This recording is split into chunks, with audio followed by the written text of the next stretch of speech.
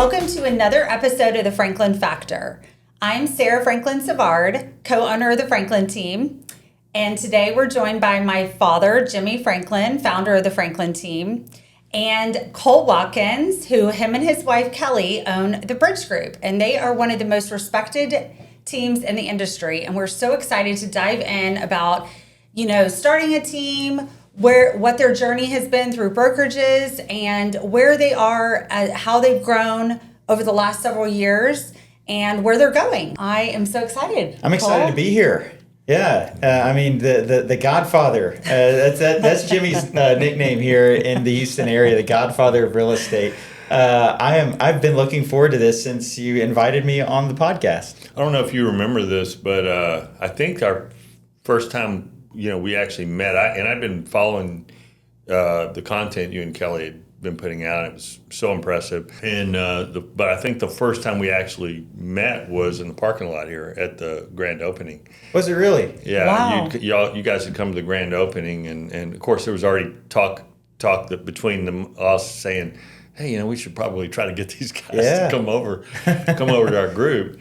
And we met that. We met that day. So that was grand opening in 2019. Yeah. 19. Because I remember we were having this big event at my home in Canyon Lake, maybe a month later.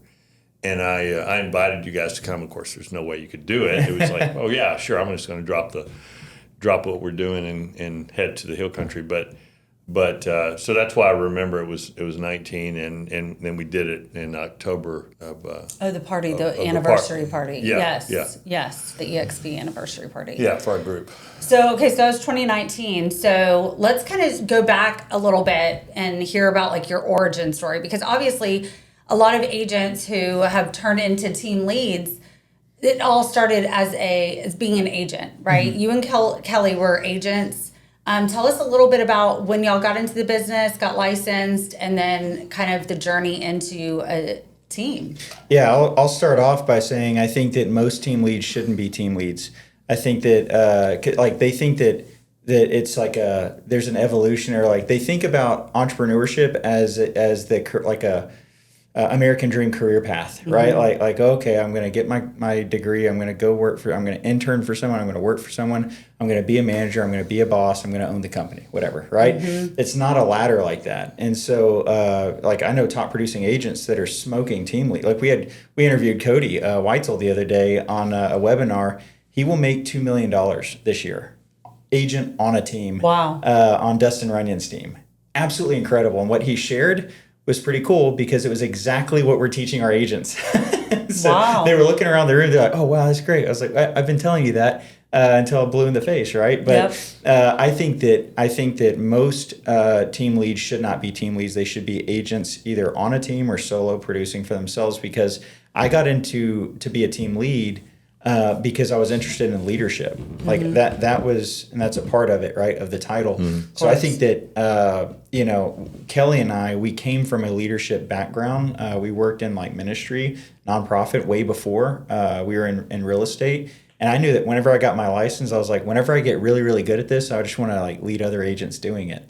But I need to sell a home first, or maybe a few. Yeah, you got to learn how to do it yourself. Yeah. So when we had one of our group, things that we do for the group at City Center, you were a speaker, and I remember you spoke about teams, and you actually said you shouldn't even think about being a team lead until, and I can't remember exactly what the dollar number was. $250,000.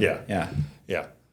And I remember that, and I thought, yes, that's true. And there's so many agents who want to have a team, and what's your value proposition, right? You do. Well, and I think Cole's right. It is okay, I'm now making this, I'm going to, like you said, a value proposition, but it's more than that, right? You can have a value, but you're managing people, you're building them up, coaching them. I mean, you have to have that in your background, or want to do that, right? A lot of times I know agents that have done it that don't really care. They feel like they're babysitting, or they're always having to deal with employee issues or agent issues. There's a lot or they're still producing and they don't have the capacity to really coach agents up to really be productive. Mm-hmm. Yeah, 100%. And all of those things are true. Like you are managing agents, you are herding cats, you are babysitting, and so that's why I say most shouldn't. Yep. Most should either join a team or commit to being a solo agent with a small team around them. Yeah.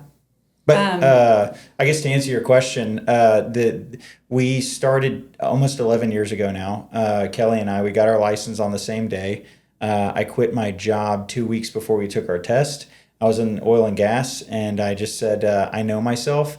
If I have a paycheck to like sit on, or fall back onto, I won't be as motivated. So I quit oil and gas. I took 2 weeks to prep for our tests, took the test, got my license, and it was uphill from there. it was 8 months of leases. I have a good friend in the industry, and she sold us our first home, and she'd been a broker for a little bit. So she had a boutique brokerage. And so I was like, I'm going to join this team of 10 agents. I'll have all the attention I need. And like first day there, she was like, well, all right, welcome. I'm going to teach you how to negotiate a killer contract or write a killer contract. I was like, great. I have no clients to write a contract for. Like, I don't need to know how to write a contract. I need to know how to like client acquisition, clients, yeah. right? And how do I get clients? 8 months of leases. Literally, that's all I did. And I was miserable. Thinking maybe I did the wrong thing. Maybe I quit my job too early. And then I quit that and I joined a local team here in the Katy area. And so once I joined that team, I got 16 properties closed or pending in the next 4 months. Oh, wow. And so I was like, okay. Was that because something in you had changed, or your previous work, or did you go to another place where, oh yeah, these are a really good, this is a really good team leader that sort of, created this opportunity for you? Yeah, I reached out to 4 top producers in that market where I had a listing, and it wasn't moving, and so I was like, okay, this is my first listing. I gotta like get this thing moved. I need a paycheck. Like I need a commission after 8 months of just leases. And so I reached out to 4 people that sold in that area, a lot of volume, and one person reached back out. That one person was like, hey, yeah, I'd be glad to look at the numbers. So they looked at the numbers. I was listed at 385,000, I believe, and they were like, you're $50,000 too high. And I was like, 15? And they're like, no, like 50, like 50. I was like, okay. And I had a fiery seller, so I knew that this was not going to go well. Not going to be a fun combo. Yeah, maybe I just lose the listing. But I had the conversation with her. It sucked, and a lot of people don't know that. But about real estate, you're having hard conversations. Like the more you do business, the more hard conversations you're going to have. And then if you want to be a team lead, like multiply that times 10. Right? Like so it's you're always having these difficult conversations. And with agents, it's a lot deeper because it's about their development personally, like their capability or their capacity to handle certain things. So anyways, had that conversation. We ended up dropping the price. I got it sold. But that agent was like, wait, you're not going to like say anything. I was like, no, I think you're right. I mean, I wouldn't have called you or reached out if I wasn't going to take your advice. And they're like, well, why don't you come and work up with our team? Because I was coachable, right? Yeah. And I was like, all right, let's do it. And then I got 16 closed or pending in 4 months, just because they were like, hey, you can do open houses every week, right? I was like, I didn't know that. And no one's told me that. And they're like, yeah, every weekend you should be in an open house. I was like, great, I'll do it. And so I started doing that. And it took me maybe 3 months to start converting from the open house, just because extreme introvert. So like it's when people, different, yeah. Oh yeah. When people would walk into my open house, I'd start sweating. You can ask Kelly. Oh yeah. She was with me, and I was sweating. I was like, I don't know what to say. And then like asking for the appointment was rough. And so it took 3 months before I started handling it and getting a good cadence there. Yeah. That's really cool that, I think that what you said about like being coachable, because I think a lot of like people who really want to do well and are coachable, like tend to do really well, right? Like they're eager to learn, like, how can I do this? And I'm going to learn it and figure it out. So I think that's really cool that like whoever that team was, they realized that you were coachable And then look, all you needed was that. I mean, we're looking for agents like that all the time to like, hey, we have the tools, y'all too, your team as well. We have the tools, we can coach you. Let's come on over if you're really willing to work hard to get deals. I just get them think that closed. so many agents are they say that, or they will show that, hey, I'm coachable, sure. But they're coachable in their conditions, right? They're coachable, and this is something Dustin Runyon talks about all the time. I'm as coachable on the condition that I don't have to work on Saturday or Sunday, or that I don't have to come into the team meeting in person. I can come in and virtual, right? Or I can, and so they're coachable to a certain point, and most of the time that point is not very high at all, right? Yeah. The capacity to be coachable. And I just know that if you're going to be coached, or if you're going to submit to a team or a team lead, you essentially have to come in like, I don't know anything. Even if you think you do, like, I don't know anything. I'm coming to this team for a reason. So, I'm going to embrace everything they say like it's the Bible. Like that's being coachable. Yeah, I completely agree. And it's interesting to see how that kind of happens. Yeah. Okay, so go back. So then you did your team. What happened after that? So you went to that team and you were an agent on a team for how long? About 2.5 years. Okay. And it was really Kelly's nudging that as it always is. She was like, you should start your own team. You should. And I was like, I like it here. Kelly and I, we were selling 74 properties a year, just the two of us. Wow. Just by ourselves. And my brother at the time, he was working with us. Yes. So I think his first year as like a 20-year-old or a 21-year-old sold 14 properties. Wow. Now he lived in my house, so like did he pay rent? Yeah, no, he did not. But I was on him every day, right? And so I was like, man, we have a little miniature team here of 84, 85 property sales, and I was like, we could definitely do this. And I started coaching some of the agents on that team, and they started benefiting from what we were teaching them. And so Kelly was like, we gotta go ahead and do this. So we hired a coach. Speaking of coaching, we hired a coach 6 months before we thought we would make our move. And that was kind of the cheat code, right? I said 6 months from now, maybe 7, I'll go ahead and start my own team. And you've started a team and you've done this successfully. So give me the answers to the test. That's cool. That was in what, 16, 17, something like that? It was 2018 because we launched January 1st of 2019. Okay. Yes. Okay. And that's how, and I remember hearing this, but tell the viewers the story behind the Bridge Group. Oh, yeah. We got put in a position because we were interviewing a lot of other brokerages, right? And one of the brokers reached out to our team leads and was like, hey, did you know that you're like, oh no. I was like, man, I want to strangle him. I'm sure. So then we get a call from our broker. Hey, I got to let you go. You're on. And I was like, okay. So I had, a week worth of time, and our coach had told us, ironically, he was like, don't name it. I say ironically because we're at the Franklin team. I said, don't put your name on it. I was like, okay, why? And he was like, because he was like, what if you want to sell it one day? Or what if you want to do this? Or that your top producers, they might not want to stay with you. Y'all have proved that wrong. But at the same time, he said, just name it something generic. Name it. I was like, okay. And I kept thinking about it. And I'm like, I can't, nothing. Like everything was corny or cheesy. Yeah. And I was like, it's just going to be the Watkins Group. And then, we hear from one of our agents that we were bringing on. He was like, there's already a Watkins Group. And Kelly and I, we go to New York every single Christmas, or we did go to New York every single Christmas. And so that's where we were having this conversation with this agent. And we were overlooking the Brooklyn Bridge because we were staying at a hotel where we overlooked the Brooklyn Bridge.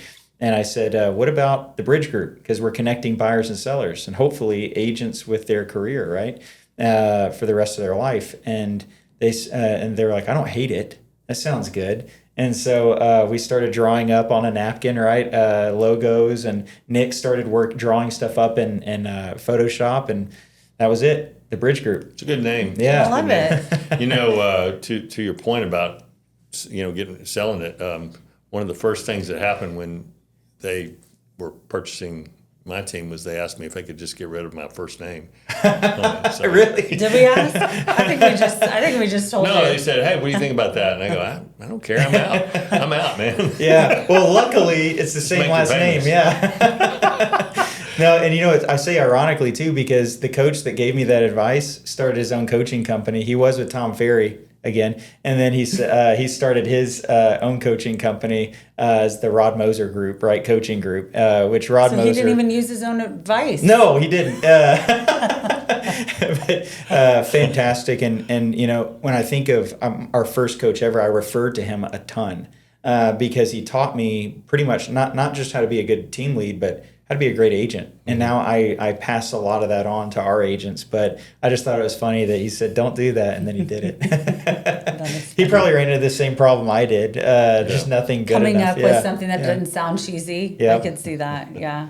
That can be tough. But I love that. That analogy is great. So, all right, Cole. So give us, there's a lot of agents that listen to this, and I thought maybe you could share some lessons that you've maybe learned as an agent, not necessarily as a team lead, but maybe in those early days as a solo agent, you and Kelly. Yeah.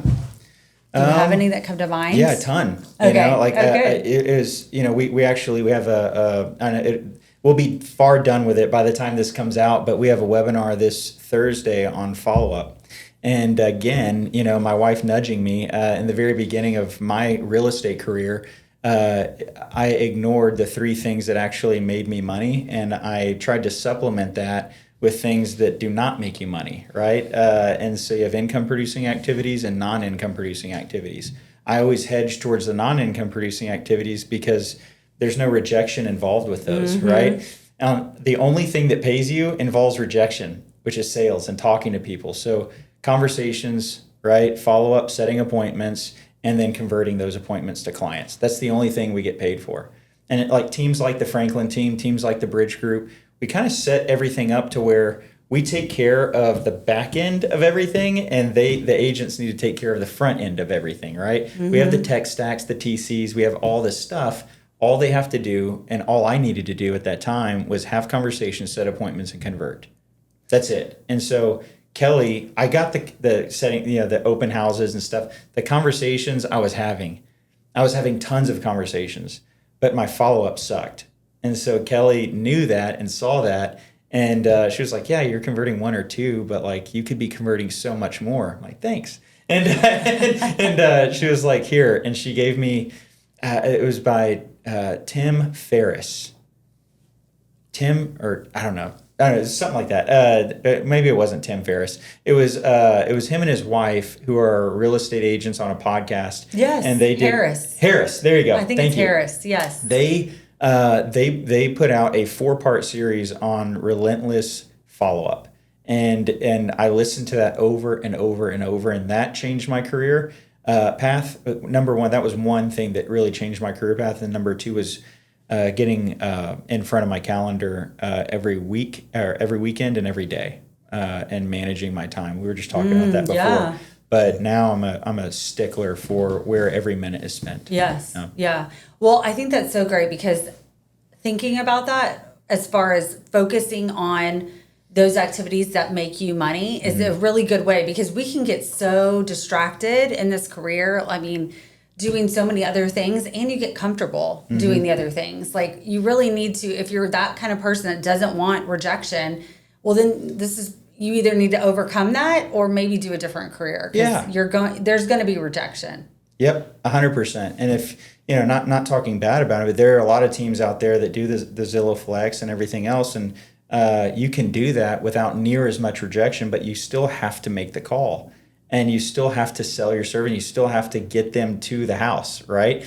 But also those leads are, you might get, if you're like, well, I want a higher split. Okay, that split's going to be about 25 to 32%.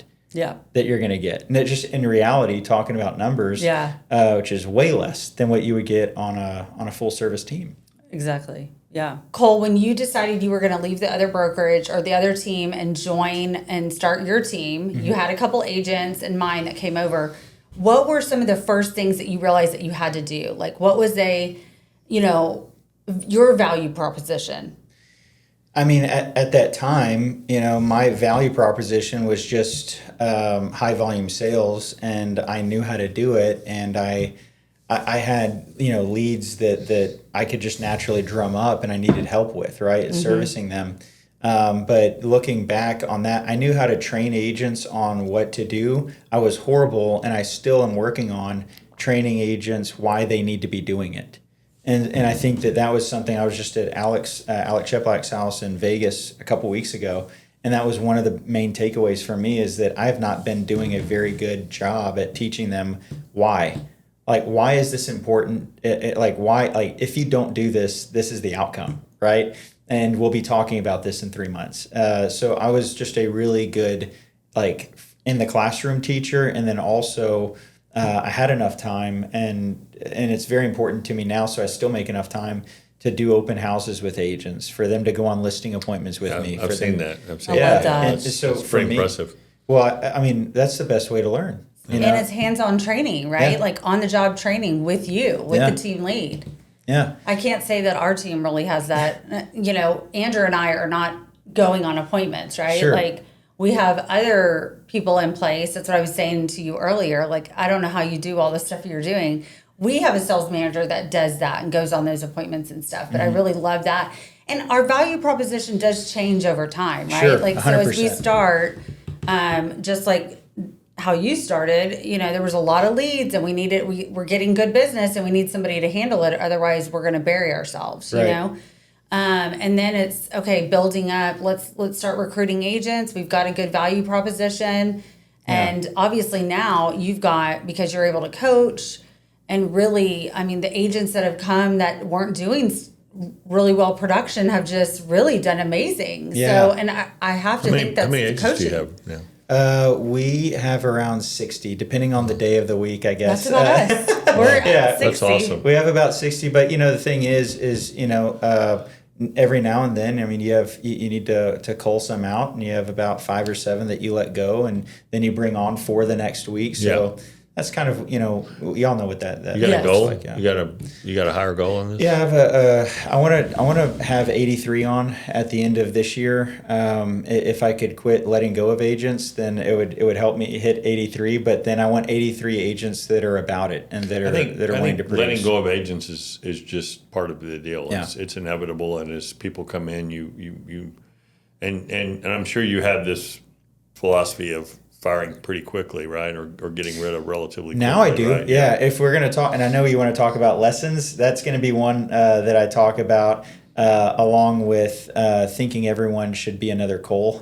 So we can talk about that. I know that we got to take a break. Yeah. Yeah, I was going to ask you, with all these things that you have going, we can talk about your big news and all that too. But one thing that's obviously not getting put aside is physical fitness. So you're finding obviously you're finding time to do that. That's a priority. Between being a parent and being a coach and being a team lead of an unbelievably successful $100 million plus team. Congratulations, by the way, Thank you. On last year.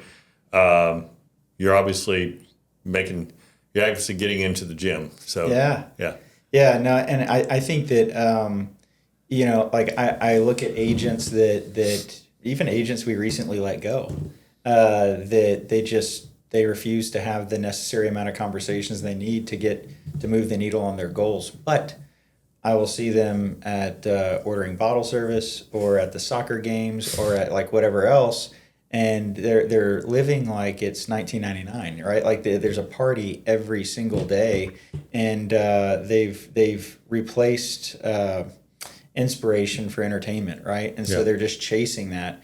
So for me, I can't like go a day without like going to the gym, and because I think that is, my dad did it, growing up, and I went with him. And so in high school, I would drive to the gym before school, and it's just a part of who I am. So if I don't do that, things are out of whack, right? It's like, okay, this is on vacation. I find the nearest gym, and that's where I go, because that's how I start my day. And if I start my day that way, everything else can fall in line. Yeah. Well, you're also obviously very determined, right? So not every, the agents, right, that you were just talking about on your team, like it's all, you have to be determined and be structured to actually be able to produce. Like that's just part of it. People who are very successful aren't just winging it. You know, they've got some structure, and the working out is definitely, like, for me, I know it's a huge mental thing as well. Like, yes, I want to feel better and I want to longevity, but it's also a mental part too. Like I just feel like I'm in a better mood on the days that I've been exercising. Maybe more than anything else, right? I mean, you know, it's like you have so many people that have never done any. Actually, this week at our team meeting, my friend Luke, who is he's a personal trainer, he's coming into our team meeting. I haven't told anyone, but he's coming in to talk about fitness and nutrition, because if our body is taken care of, then our business will be taken care of. If we're not sick all the time, and I know people that are just sick. Seems like every Tuesday at 10 o'clock they're sick. But you know, but the thing is, or like open houses or whatever else, then we're going to perform better because our body is in better shape. 100%. Yeah, agreed. Okay, so we were talking a little bit about like the standards, right? So what kind of standards did you have to change your standards? I know we have had a long road of it, and it's not only have we changed the standards, but it's also living up to the standards. Like the standards were there and they've been there, but it's also like enforcing the standards. That was a struggle for us for a long time. I'm assuming you've had the same. Yeah, I think you commented on my post the other day. You know, a standard that is not enforced is a suggestion. Yes. And so, like for me, for the longest time, same boat, right? Like I had these standards, and I did not enforce them. And so if you give someone an inch, they'll take a mile. And so now once we start enforcing the standards they already signed off on, they're like, what's going on? I'm just enforcing it now, right? And so our standards on the team, and it depends on kind of what's set, but everyone kind of gets a couple different ones. Some of them are cultural standards, right? So, you know, be present. If you're here, like be here, right? Be prepared and be positive. Those are 3 P's. And then if you want to throw a bonus one in there, it's be productive. Good grief. Be active or be productive, but don't be neither, right? Yes. And then, you know, for us, our standards for our team is you need to have 22-minute conversations a week. 22-minute is the minimum conversations a week. Like if you can't do that. That doesn't seem too ridiculous to me. No, it's for a full-time agent, right? If you're doing that and you're having 4 conversations every morning, then your afternoon is going to be filled with appointments. It just will. I set 4 appointments this morning. Yeah. And we do Hour of Power every morning together, right? Okay. But the thing is that I'm sitting there looking at everyone else. They're looking back at me, and we're calling, right? But the thing is, if you're having my daily minimum standard is 5 video text, 5 phone call, or 5 conversations, and 3 posts a day. So I have a daily minimum standard of activity, and I think a lot of people don't even know. Like I talked to agents this morning. Recruiting calls, and they were like, I don't know how many I want to sell this year. I'm like, okay, then we don't know what we need to do today to get there. Yeah. And so I think that you know, in our activity standards, there's 22-minute conversations a week. Show up. We're an in-person team, so show up to team meeting. If you can't, like, you won't be on our team very long, because proximity is power. And then number 3 is you know, don't be a jerk. Don't, like, no drama. There's none of that. On our team, if I sense gossip or something like that, I put both agents, or the agent and the TC or whoever it is, in the same room, and we figure it out together. But and I'll do it, and I'm okay with confrontation. Most others are not, and so we just kind of sit there awkwardly until they figure it out. Yeah. Well, no, and I'm there with you. The standards are definitely suggestions. We've had that you know. Well, and there was always an excuse, like, oh, well, their dog died, or this. And it's like, okay, any other job, you know, it's so different when it's, you know, you're full-time, but you're a 1099, right? They're not, and, you know, if they worked at a real job and they were W-2, they'd have standards, or they would get fired, you know? Right. So why can we not do that over here? So same kind of thing. And I was going to mention, too, it's like parenting, you know. Dad may not agree with me, but there are standards with my children. There's suggestions. I knew he'd have a comment, so I had to say that. And you probably haven't gotten there yet with Lachlan because he's still young, but I'm sure you guys have things like he knows the word no, and even at that age, right? So it's almost, I can see a lot of the similarities. Like, okay, these are my children, these agents, and this is what we require for you to be here. Nothing has taught me more about leadership than having Lachlan. And nothing. Grace, there's plenty of room for grace, but also enforcing the standard, especially to someone that looks like you.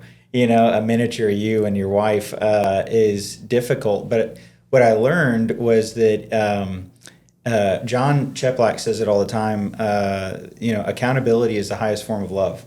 And so if I don't hold him accountable to the standard I set for him, then he's a toddler, he's a little human, and we are all made to manipulate. And so he is going to try to go to mom. He is going to try to, last night. Is that true? Yes.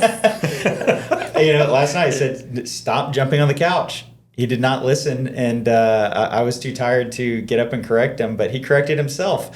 And no more monkeys jumping on the couch.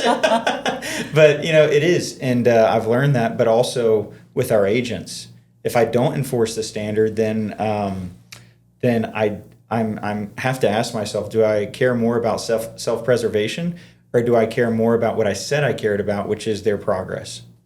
And that's, to me, it's a valid, truly more important. Mm-hmm. So then, as a leader, I have to go out there and say, hey, look.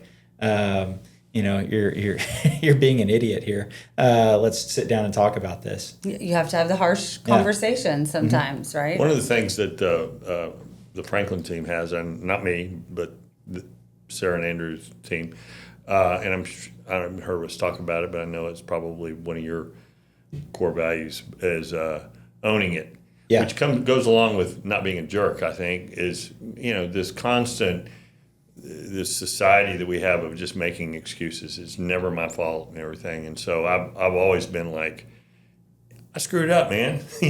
Just say it. It's just so much. It works so much better too, which is so weird because people are just like, and you deal with agents. You deal with it's like there's always some reason why it's not their fault, and it's like, and it's I find it empowering to just say if I made a mistake or not, And it's actually really cool because we all do that. Like, it's not like all of it. No one's perfect. And it's cool because within the company, you see people who are like, I'll say I screwed up. Like, I screwed up on a lead the other day, didn't get the backstory. And so there was a lot of, conflict and stuff. And I owned it, and I'm like, okay. And then everybody else feels like they can own it when they mess something up too. So I think that's important. I love that core value. I'm sure you guys have all different ones like that where you start to see the actual culture coming out, and people really do believe and feel that because you want people to feel like they want to be a part of the team and stay part of the team, not just produce and whatever, like be a valuable participant on the team as well. I think, for our team, a big part of the culture is self-discovery, because if there's no constant journey of self-discovery, then you're just going to stay the same person, and your business will only grow to your capabilities as a person, as a human. Mm-hmm. And so, for us, we've embraced the journey of self-discovery, and a lot of self-discovery comes with the ability to take extreme responsibility for your actions and own them. Mm-hmm. And if, I corrected an agent last night, Sunday night, good grief. It's steak night. Let me enjoy my steak, and he responds to an email, fine, it was after hours, I'll just do the TC's job. I said, no, you're going to do your job because this is your seller, all right? And this is your transaction, not the TC's transaction. It's yours. So if it's going to get done, you need to do it. And so it's just it's a constant reminding of like, let's grow together, not just sell some real estate, but truly. And I realized that in myself. That book, Extreme Ownership, I went through it with our entire team at the time, and we lost some agents, but it was an awesome time, and we continue to have that in our culture for sure. Yeah, that's great. Okay, Cole. So building the business with Kelly, how does that work with working with your wife? I know if it were me, it would not work out with Matt and I doing a team. I think that would be difficult, but it seems to me like it works really well, and you guys have your own kind of roles. So share a little bit about that and like growing together. Yeah, you have to be very careful. Thousands of dollars go into marriage counseling, and but for good, because not to say there was any issue or problems. It's just we wanted to be proactive and engaging, and we did for a couple seasons. Proactively, we went and we had him come to our team meetings, and talk about. Oh, that's so cool. Yeah, it's very refreshing. Well, it was really healthy for us because everything to me was like production, and it was business, or it was like, hey, performance. You need to perform, and he was like, when you come home, right, or after you're done working, it's not about performance anymore. It's about love and acceptance. And I was like, oh, that's what I'm missing. Not the love part, but the acceptance, because you're my wife, right? And she never had that problem. It was me. I had that issue. And then also separating responsibilities, and making them very clear, black and white. This is what I own, and this is what you own. And so then, like, we'll meet up, maybe 2-3 times a week and make sure that we're still on track with everything. Now, Kelly has really kind of not taken a step back, but she's dealing with more of like the P&L and the finances. And then she's helping me recruit agents as well, which she's doing really good at that. And then helping me with the mortgage side of things and the numbers and everything else where things need to be. Nick LaPalamento has really stepped in as director of operations, which has been a godsend. He was the first agent we ever recruited, one of our top producers, but he was the director of operations before we even said we were going to be hiring for that. So, it's been a huge blessing and a weight off of Kelly. I'm sure. For sure. Yeah. That's great. Well, I'm so glad it works out so well because, that's having those defined roles is probably a big part of it too. Yeah.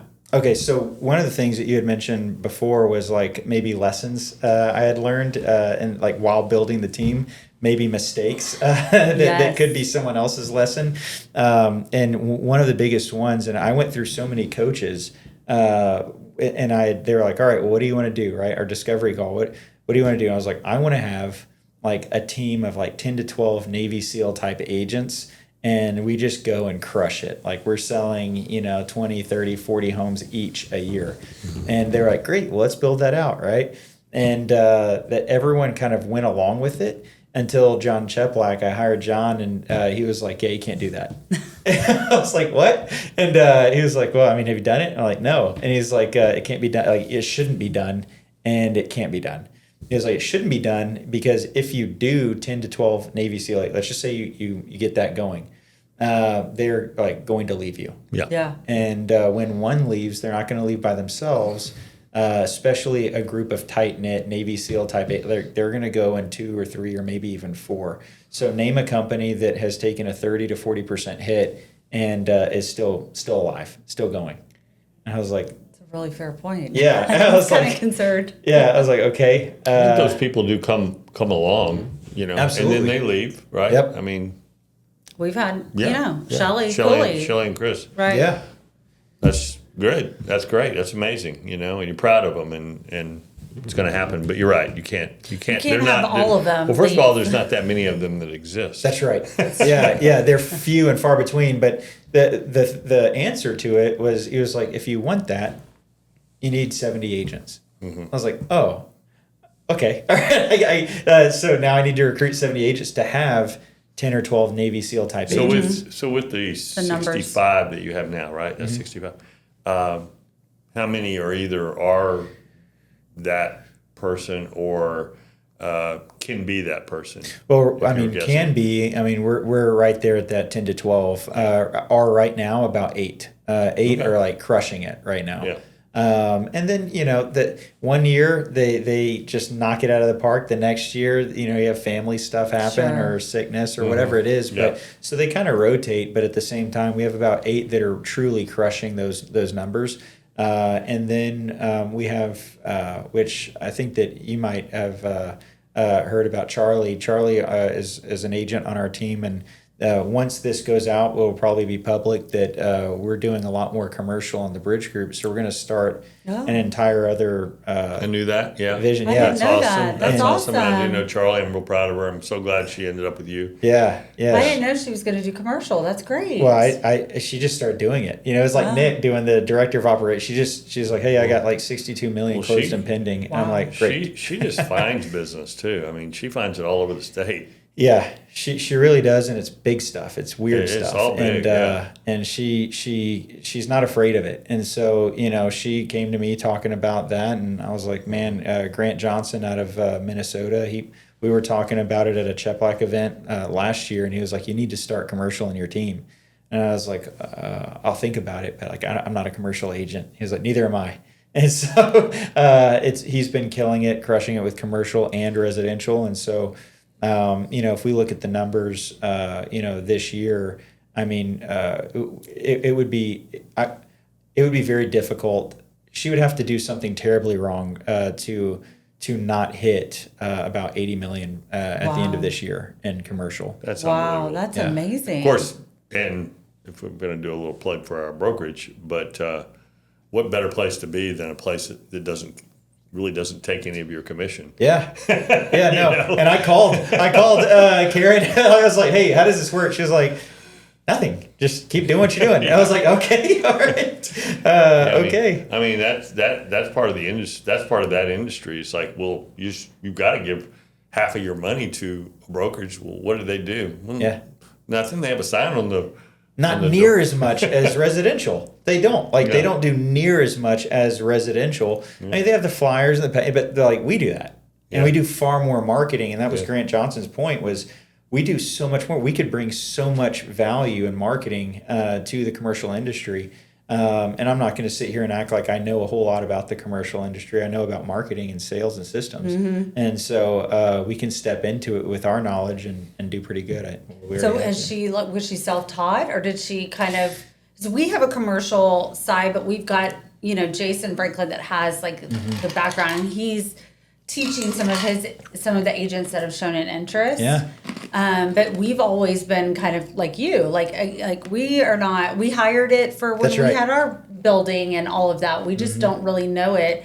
We've done enough of it now where I think we could, but I wouldn't say we're like specialized by any means. 100%. No, there's qualified and capable, right? And so I think Charlie is extremely capable. She has shown that by just figuring out big problems, and not even just for herself, but she leads through a contribution. So if there's an agent on our team that needs help with, commercial, she's right in it with them. Sticky, creative finance deals like on our team, she's in it with them. So if there's a problem, I have full faith and confidence that she can figure it out because she's shown that. And but she also is not afraid to reach out and ask for help, which again, going back to EXP, we have a massive community of people like Jason, like Apurva, like a couple others that are very big into that. That are resources for us. We closed a $4 million deal with Apurva last year. Yeah. It was like a Walgreens or something. And just an open book too. Yeah. Everybody at this place is just an open book. I think that's something you and I found out real early in our getting here. Like, wow, this is different than where I used to be. That's right. Well, that's a good segue into kind of what was you were at a different brokerage before. What was kind of your big reason? I mean, maybe it is the collaboration, but for us, ours was the rev share. We've always been pretty upfront that obviously we like the stock too, but the rev share was a big component of it. And we didn't realize till we got here the collaboration that we've had. It's just been nothing like we would have ever. It's hard to kind of explain, right? Yeah. So what was the big, draw for you with EXP? So there was a lot of familiarity with because we were in Tom Ferry coaching for a long time, And when we would go to those conferences or sessions or whatever, it was very collaborative. It was very like a mind of abundance, truly. And that, you know, we were at Remax, as y'all were there, and y'all know that. And I'm not saying all Remax is like this, but there was a lot of scarcity there. There's a lot of like, oh, like I got my playbook and I got my secrets, but they're not yours. And if I tell you, you're going to use them against me. So fun, so crazy too. What a we're really going to cross some paths that often, you know? Right. It's like it's insane. How about but this? It's true. If we do, and you lose and I win, or if you win and I lose, we just made each other better. Yeah. So like it's not it's there's not a like I'm coming to take this from you kind of thing. Anyways, so I think that the number one thing that led me to EXP was this table, literally this table right here, being able to sit here and do things like this, but also just, call up Jimmy or yourself or Andrew and just say, hey, I need help with this, and it's like, all right, well, this is what I did. This is how I can, and we're incentivized to collaborate and grow with one another. So I think that was the biggest thing. And then, at that time, it was just my agents were paying $240 or $50 a month to Remax West Side, which doesn't exist anymore. But then I think it's $85 a month at EXP. And so I was like, what do y'all think about that? And they're like, we like it. Let's go. Team splits, I believe, were like 12,000 there. They're 4,000 for us now. So yeah. It's just no brainer. Yeah. So got some big news, I understand. Yeah. I didn't know when it was going to be announced, and I'm hoping that by the time this podcast comes out, it's announced. But it's coming out either way. We can cut it if it's not ready yet. Okay. All right. Yeah, that'll work. No, as you know, and as you brought up before we started the podcast, I've started coaching agents. I just never really made it public. For whatever reason, and again, that was Kelly nudging me. She's like, "You need to start coaching. You're already doing it at a high level with your team, and with a few others outside of it. You just need to do it." So I made a video, and all this stuff. I put everything together, and I was like, "Just pause it. I don't know. There's something, and I didn't want to do it yet." And so I was 2 Sundays ago. I was working on coaching curriculum and how I would onboard coaching clients and the whole thing, right? And Alec Cheplak, which is John Cheplak's son, calls me and he's like, "Hey, what are you doing?" And I was like, "I'm just writing coaching curriculum." He was like, "That's what I wanted to call you about." He was like, we've been, watching what you're doing and seeing what you're doing online. And we just wanted to ask you to be a part of John Cheplak coaching, to be a Cheplak live coach. And I was like, what on earth? If you don't know anything about John, and Cheplak and his organization, they are the top tier coaches for teams and brokerages in America. And so it's like, that's who I want to be plugged into and be a part of if I'm going to be in any type of coaching. And we're already partners on the responsive mortgage side of things. And then I also, my coach is Via Williams, which is in the Cheplak organization. So we're very well connected to begin with, but to be able to offer not just the resources that John provides and also the coaching to team leads, top producing agents that want to start a team, they're also going to be able to funnel into the Cheplak organization. Like every Monday night, we have an elite coaching call with 90 of the top producing agents in the United States. And so tonight, Tony Hansen is doing a webinar with us. He's selling 350, 400 transactions a month.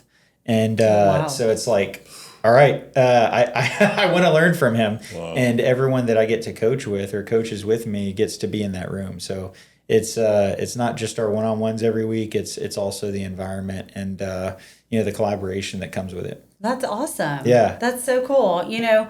When we kind of never really had coaches. I don't know if you ever had a coach. Never. Yeah. Never had a coach. But coaches didn't really exist when I was right. Well, they probably did, but nobody I knew about them, and you just sort of figured it out. You're just out there and you figured it out. And then I started hearing about it later, and then now watching the way you guys have embraced them, and I realized how much better my life would have been had I do it, and especially I know, and all the coaching you do, that's how we were. Well, and all the coaching he has absorbed and brought into himself. That's how he became that's how he, that's why he can do this now. Right. Yeah, it is skipping to the front of the line. I mean, that's really it's what it is. And so if you're like a solo agent and you're listening to this and you're like, well, I need to get a coach. No, you probably need just to jump on a team. Because the team lead that you embrace should be a good coach. Mm-hmm. And so like for me, a lot of our agents are doing multiple six figures in their first 1 or 2 years because they're coachable and they're being coached. But then after that, if you're like, well, my heart really is to go into XYZ or be a team leader, broker, whatever, then yeah, like if you want to get outside of a team, but a team truly should be able to walk you through and be a true mentor, a coach, or walk you from point A to point B. And then also a lot of the coaching is the same question over and over again, mm-hmm. holding you accountable to the things you said you wanted to do, because we get out of alignment with mm-hmm. that. Yeah, it's funny. I even though I didn't have quote unquote a coach, I was a big I was a big observer and a big asker of questions to people I thought were more successful than me, mm-hmm. and that's a form of a person who would accept coaching. Yep. Is that even though they it wasn't really there, or I didn't know about them or whatever. I was big on calling people and mentors. Yeah, to a degree, mentors, and I followed. Yeah, I took advice of people that were doing better than me. So. Well, that's the big part of it. Like just mm-hmm. getting a coach, like that's what it is you're getting a coach. You're also, the coach is giving you an outside perspective that mm-hmm. that they can provide you with their experience and or like what you're missing, like the blind spots you're missing in your business. Yeah, no, and I if you are looking to go to a team or hire a coach or whatever, my biggest piece of advice, because I have messed it up every way you can think about, is and I wrote about this the other day on Facebook, was don't tweak it. Like if they give you a plan to go from point A to point B, I've seen so many people, they're like, I want to be coached or I want to come onto the team or whatever, and I give them like, this plan will make you hundreds of thousands of dollars in 1 year. If you do this every day, you will make a lot of money. Come back 3 months and they're like, I'm like, hey, how many closed and like, what's our pipeline look like? I got like 2 leases. Like, okay, did you get your license to be a leasing agent? And they're like, no. I'm like, okay, what are we doing?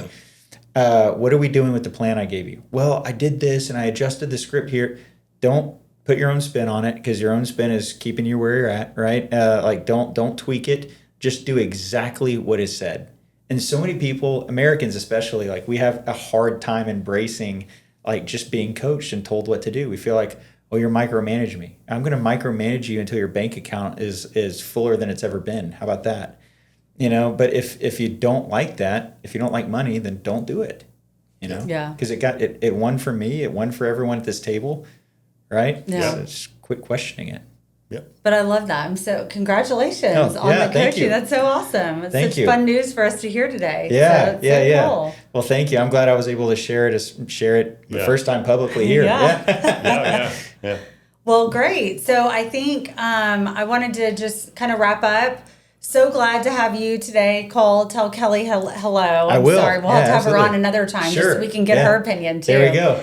But it was so fun to hear about your journey and all the stuff you've, gone through and what you've learned and mistakes even. So it's so great having you here. I also want to mention that, while you came over, this was a business decision that you made. And again, it is another sort of an example, or one of the perks of our situation in this kind of model. But it's been really great meeting you and becoming not only an admirer of what you guys have accomplished, but a really good friend. Yeah, same. No, I feel the same way. Jimmy was at our house as soon as Lachlan was born with, gifts and everything. And that means the world to us, it really does. And I think that whenever people are like looking for a brokerage, you need to look for a table. It's not, who cares? Like you could get a lot of the same thing wherever else, but you need to find the table that is going to pour into you, invest in you, and then truly be incentivized by your success. Great way to close it out. Yes. Right. All right.